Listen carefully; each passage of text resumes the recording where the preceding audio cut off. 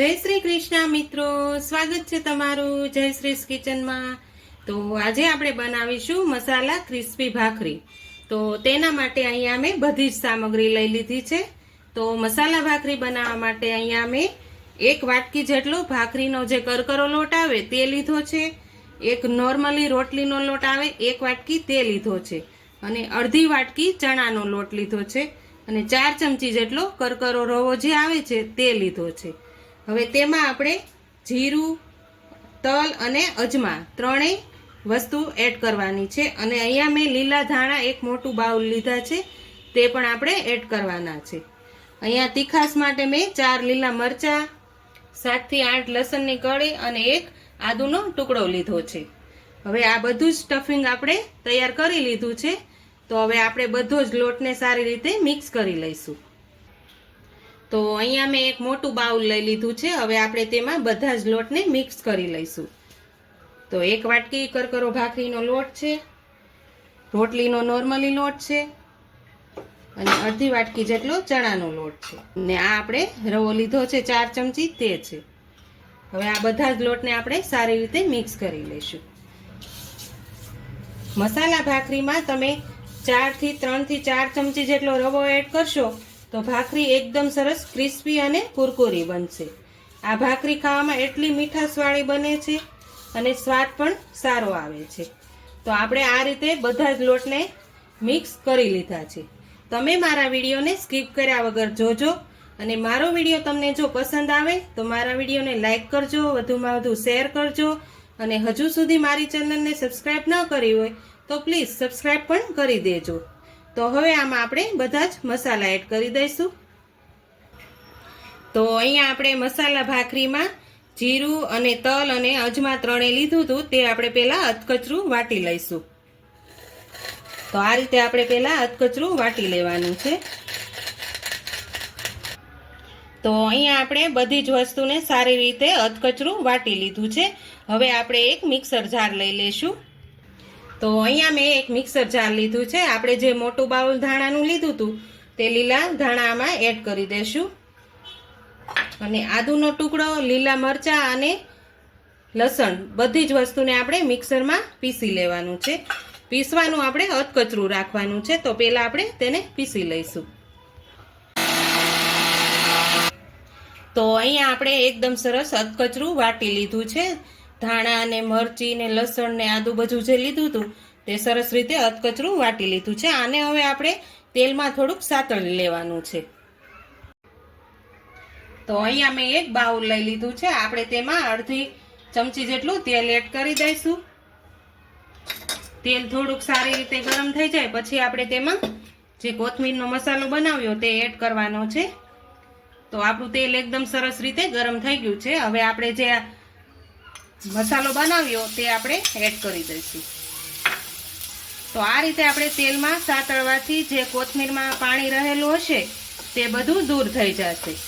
જો આ રીતે આપણે તેલમાં સાતળા વગર બનાવશું તો આપણી ભાખરી ક્રિસ્પી નહીં બને, થોડીક પોચી થઈ જશે। એટલે આ રીતે ભાખરી બનાવવાથી ખૂબ જ સરસ બને છે અને ટેસ્ટ પણ સારો આવે છે। તો આ રીતે આપણે થોડીવાર તેલમાં સાતળી લેવાનું છે। તો અહીંયા આપણો એકદમ સરસ રીતે તેલમાં મસાલો સતળાઈ ગયો છે। હવે આપણે ગેસ બંધ કરીને તેને થોડીક વાર ઠંડુ થવા દઈશું। ત્યાં સુધીમાં આપણે બધા જ મસાલા લોટમાં એડ કરી દઈશું। તો અહીંયા આપણે લોટ લઈ લીધો છે। હવે તેમાં આપણે બધા જ મસાલાને એડ કરી દઈશું। તો આપણે જે અધકચરું વાટ્યું છે તે આપણે એડ કરી દઈશું।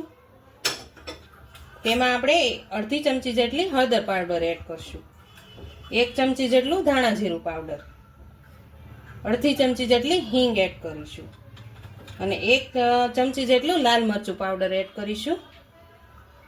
સ્વાદ પ્રમાણે આપણે નમક એડ કરી દઈશું। હવે તેમાં આપણે જે ધાણા અને કોથમીરનો સ્ટફિંગ ઠંડુ થઈ ગયું છે હવે તે આપણે બધું જ એમાં એડ કરી દેવાનું છે। તો આ રીતે આપણે બધા જ મસાલાને એડ કરી દેવાના છે। હવે આમાં આપણે થોડુંક તેલનું પ્રમાણ વધારે રાખવાનું છે જેથી આપણી ભાખરી એકદમ સરસ ક્રિસ્પી બનશે। આ ભાખરી તો ખૂબ જ સરસ લાગે છે અને ટેસ્ટ પણ આનો ખૂબ જ સરસ આવે છે। તો અહીંયા મેં 2 મોટા ચમચા જેટલું તેલ એડ કર્યું છે। તો આ રીતે પહેલાં આપણે એકદમ સરસ રીતે લોટને મિક્સ કરી લેવાનો છે, તો બધા જ મસાલા એકદમ સરસ રીતે મિક્સ થઈ જશે. તો આ રીતે આપણે બધા જ મસાલા એકદમ સરસ રીતે મિક્સ કરી લીધા છે. તો આ રીતનું આપણે તેલનું મોણ રાખવાનું છે, જેથી આપણી ભાખરી એકદમ સરસ ક્રિસ્પી બનશે અને ખાવામાં પણ ખૂબ જ સરસ સ્વાદ આવશે. તો હવે આપણે તેમાં પાણી એડ કરી અને લોટ બાંધી લઈશું. આપણે થોડું થોડું પાણી એડ કરતા જઈશું અને લોટને બાંધી લેવાનો છે. લોટને સાવ ઢીલો નથી રાખવાનો, આપણે જેમ ભાખરી બનાવતા હોઈએ છીએ તે રીતનો લોટ રાખવાનો છે, તો જ આપણી ભાખરી એકદમ ક્રિસ્પી બનશે અને સ્વાદમાં તો ખૂબ જ સરસ કુરકુરી બની અને તૈયાર થશે. તો આ રીતે આપણે થોડું થોડું પાણી એડ કરી અને લોટ બાંધી લઈશું. તો અહીંયા આપણે એકદમ સરસ રીતે લોટને બાંધી લીધો છે.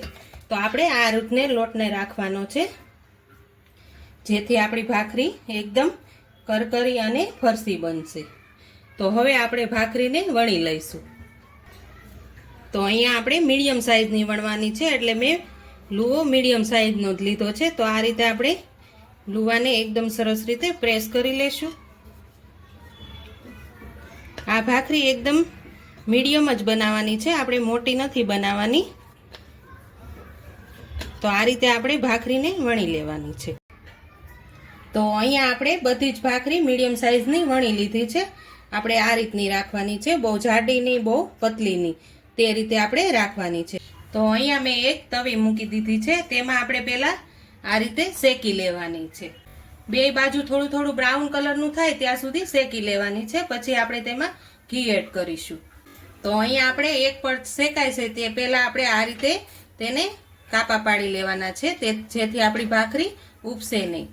આ રીતે કરવાથી ભાખરી એકદમ સરસ ક્રિસ્પી બનશે. હવે તો આપણે ચેક કરી લઈએ, એક બાજુ થોડું થોડું પડ શેકાઈ ગયું છે. હવે બીજી બાજુ પણ આપણે સરસ રીતે શેકી લઈશું. જ્યારે આપણે ભાખરીને શેકવાની હોય ને ત્યારે આ રીતે આપણે પ્રેસ કરતા શેકવાની છે.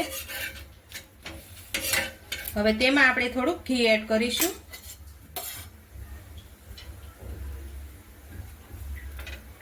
તો આ રીતે આપણે બંને બાજુથી ઘીથી શેકી લેવાનું છે. આ રીતે તમે એકદમ થોડુંક પ્રેસથી શેકશો તો ભાખરી સરસ એકદમ કુરકુરી બનશે.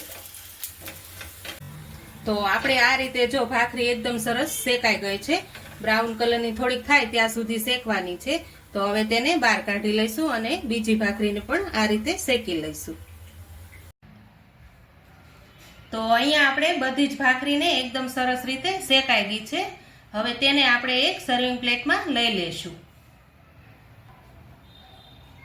તો તૈયાર છે આપણી એકદમ ક્રિસ્પી મસાલા ભાખરી. તો જો તમને મારી આજની રેસીપી પસંદ આવી હોય તો મારા વિડીયોને લાઈક કરજો, વધુમાં વધુ શેર કરજો, અને હજુ સુધી મારી ચેનલને સબસ્ક્રાઈબ ન કરી હોય તો પ્લીઝ સબસ્ક્રાઈબ કરી દેજો અને કોમેન્ટ કરીને કહેજો કે તમને મારી આજની રેસીપી કેવી લાગી.